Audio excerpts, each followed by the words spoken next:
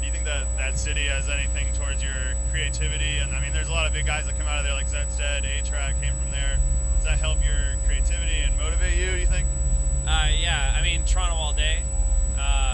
But yeah, it's kind of a hotbed for music. There's a lot of people that come from there.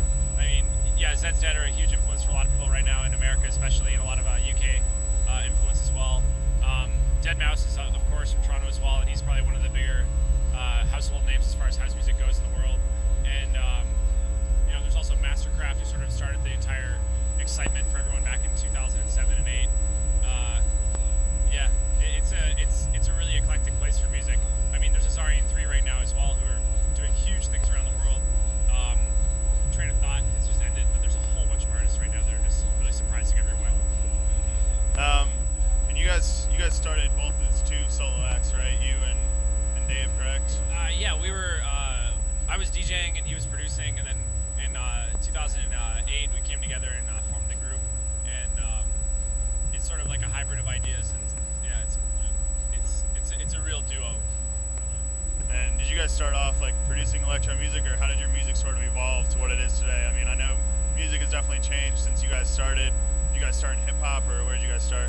I think every white kid who wears a baseball cap starts with hip hop originally, but you know, we can't all be Eminem or whatever you want to call yourself. Yeah, we got into dance music in 2006. There was so much cool stuff coming out of France, and you know, there was like the Daft Punk tour coming up, and it was just like, it was sort of inescapable for me. It was a big part of my life then, and it's even more so now. But it's cool to be involved with like the people that you look up to the most, and be able to participate and collaborate and talk and just like share music. And who were like some of your influences growing up, and who do you think they are now? Like, in terms of dance music, or like just everything? like when you were growing up, and then now in terms of dance music. Oh man, I listened to the worst music when I was growing up. It was like I had like No Doubt on my like cassette player, you know, Tragic Kingdom, Bush X, like just it was so bad. And of course, like, you know, I had all the hip hop, all the rap. You know, I listened to like the OG LL Cool J and like Bone Thugs and Harmony, and like just, you know, it was a transitional period, I guess. Definitely. And as far as now, who do you think is one of your biggest influencers? There's so much going on right now in dance music that it's hard not to take influence from everywhere. Like, you know, there's Moombahton and there's Complextro, if you want to call it that, and there's like future techno, and of course there's still electro and house. But if you don't take influence from those things, not to replicate or to you know, emulate other people, but if you don't listen to those things and sort of get an idea of what people are into or where things are headed, then, you know, you might not be up to date with some of the new sounds. Of course, it's important to keep things traditional in a lot of respects and like stay true to yourself, but it's not bad to, you know, look outside the box into someone else's little box and figure out some stuff. But yeah, I don't know where things are headed. I don't know what the deal is, but it can either go 2 ways. It can get crazier or it can stay more simple. And right now, things seem to be getting crazier and crazier.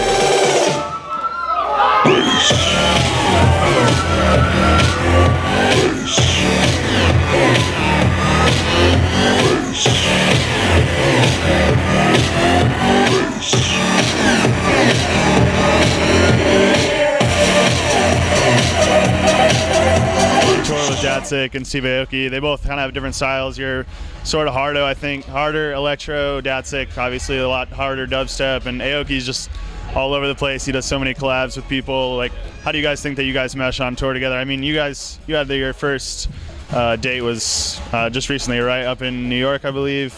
Yeah, our first date on the tour was yesterday. It landed late, and we jumped right into it. It was a big change of scenery for me, going from Bangkok and you know, Asia to the Deadmeat Tour in 20 minutes. But yeah, it was cool. Datsik is amazing. It's my first time being on tour with him, also playing with him. Steve and I have played multiple tours together over multiple countries and multiple cities. So, you know, there's some surprises there. He's got some new stuff, but not too many tricks that I'm not used to. But yeah, it's been a really functional tour. I mean, the tour has been filled with a lot of cool new people as well, like Alvin Risk. I saw some videos from when he was on it as well, and it was absolutely amazing. I think he's one of the strongest. I wouldn't call him an up-and-comer anymore because I think he's landed pretty well. But yeah, it's amazing. I think it's a really great hybrid of ideas and thoughts and different acts. So, yeah. And being a part of Deadmeat Records, how did you kind of evolve from being somebody Toronto local to just being huge, moving over to Deadmeat? How did that transition come to? It's been so long that I don't really remember. Steve got a hold of our stuff way back, maybe like 4 years ago, and we signed right away, found our place in the label, and we've been just trying to spread the word and like get other people who are cool, working with us, and always shine a light on new artists and new kids coming up. It's like a family. Like Deadmeat is actually like a family, and record labels nowadays are more like social clubs. Like not a lot of record labels make a bunch of money, and not a lot of people are buying records. So for as an artist, it's cool to be able to hang out with people that you can get along with, that you understand, and that you want to be a part of.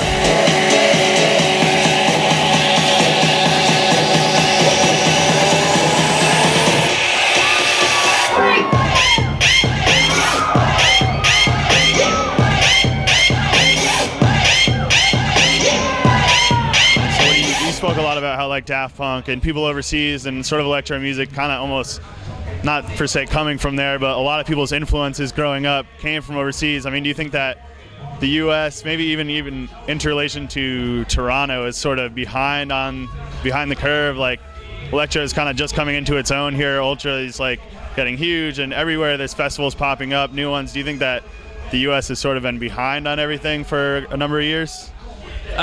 Internationally speaking, I think everywhere has its own flavor. Like, there's a lot of cool dubstep happening here right now. That's like in a more aggressive dubstep that a lot of the world doesn't really shine a light on as well as the America does. There's a lot of cool techno coming out of Canada. There's a lot of like future techno, if you want to call it that. I'm new to that term as well, so it's not sitting well with me. But I wasn't into the name Moombahton at first, but now I totally get it. Yeah, there's a lot of things originating from America, so I wouldn't say it's behind the curve. I would just say it's a different curveball. Definitely. And you talk about like Moombahton and different genres and everything. Like, is there anything that you sort of are like so new to you that you don't know if you want to touch yet, or do you really like experimenting in different genres and kind of being like an all-around artist, or do you like just sticking to kind of like what you know? Or I think for us, it's always been important to sort of approach every single project or song or remix or original from a perspective that we haven't come at before. So we're always trying something new or looking at different ways to accomplish what we think will be a great track or a great remix. And I mean, every job requires a different tool, and I don't want to be one of those people that's sort of like bottlenecked into always making the same track, using the same synth, using the same stuff. I think the only thing I feel comfortable recycling or replicating or reusing in my tracks are probably drums. We take a lot of heart with our drums. Okay. But that's about it. As far as different genres, so who would be someone you would really like to make a collaboration with as of right now? First thing that comes to your mind. Like out of anyone? Yeah. Anyone you could do a collaboration with, who would it be? DMX. Give it to me raw. I like it. I like it. That's awesome. All right, man. Well, what else? I mean, where do you think that, last question, where do you think that electronic music is going from here? I mean, we've seen it sort of blow up in the U.S. and things are just getting so much heavier. And do you think that it will begin to phase out and, it'll just be something that happened during, the 2000 era, or do you think that it's here to stay, or what do you think? I don't think it'll fizzle out. Dance music has been around forever, really. I mean, it's that original drum circle stuff from primitive ages. So, I mean, that 4/4 beat or whatever you want to flip it into is always going to be there. It's never going to go away. I mean, people in the clubs need to dance. People at festivals need to get down. So, in terms of where it's headed, I think, I've said it before and I'll say it again, it'll either get crazier and more complex or, more aggressive, or it'll cool down and become more cool and more chill and more vibe again.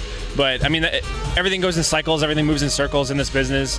And with dance music especially, things happen like quicker and quicker now. So the next turn could be tomorrow, who knows? Like someone might flip it in a new way and figure something out. But for now, I would say that things are definitely headed back into a more musical approach. There's going to be a lot of chords, a lot of triplets this year, people making a lot of triplet beats. But yeah, I mean, there's a couple of records I'm looking forward to. I'm really looking forward to Felix Cartal's new record. Looking forward to what Dylan Francis is going to come up with for a full length eventually. I'm looking forward to the new Major Lazer album. Looking forward to what Crookers are going to do next with Dr. Gonzo. I mean, I don't think he does enough remixes nowadays, but I really love all the A-Track remixes. I'm really excited to see what he does. He's always doing something brand new. And I'd also like to see another Tiga record, but, you know, we'll see.